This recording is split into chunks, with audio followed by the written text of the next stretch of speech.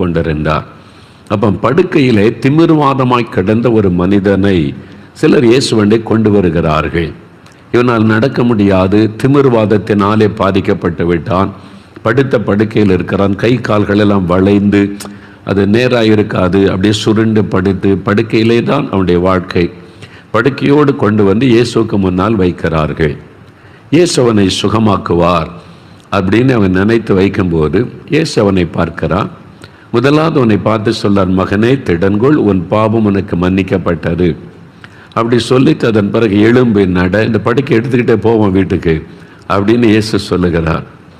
அவன் இத்தனை வருஷமாய் சுமந்து கொண்டிருந்த படுக்கை அவன் அற்புதமாய் சுகமாக்கப்பட்டு எழுந்து படுக்கையை எடுத்துக்கொண்டு அவன் நடந்து வீட்டுக்கு போனான். ஜனங்கள் எல்லாம் சந்தோஷமாய் அற்புதம் செய்த தேவனை மகிமைப்படுத்தினார்கள். இதுதான் இந்த அற்புதம். பாருங்க, இந்த அற்புதத்தை நீங்கள் கவனிக்கும் போது